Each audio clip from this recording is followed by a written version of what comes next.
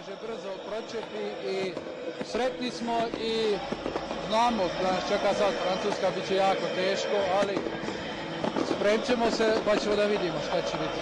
Dva tvoja pogotka večera, sjajno izdanje, pogotovo onaj lijepi gol iz slobodnog udarca, jesi li zadovoljni? Pa dobro, normalno da se radujem što sam pogodio.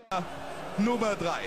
Eine Ecke, der Münchner fliegt dem deutschen Rekordmeister hier um die Ohren. Misimovic perfekt getimt und Dzeko ist eisekalt, der hat... Nutzt es aus. Wir schauen nochmal zurück. Zunächst der lange Ball von Schäfer. Wer rechnet mit sowas? Der Ball geht durch. Und jetzt, Achtung, was macht James gegen Misimovic? Unglaublich. Unfassbar.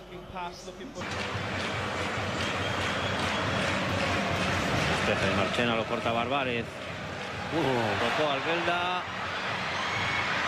Ahí ha evitado a Casillas y acaba de marcar Misimovic.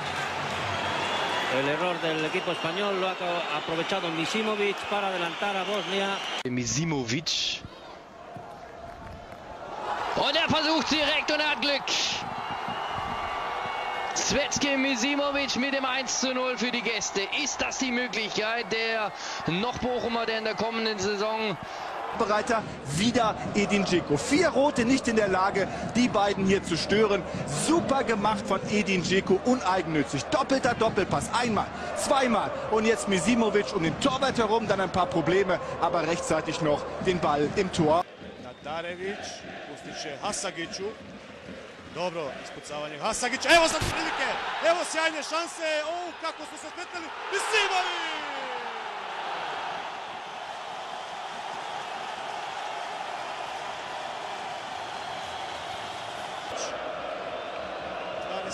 30. minut. Misimović i Londak. Zvijezdan Misimović, 2:0!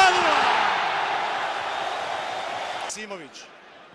Centar šut lijevom nogom, neugodna lopta. Gol! Hat-trick Zvjezdana Misimovića. Gol, gol!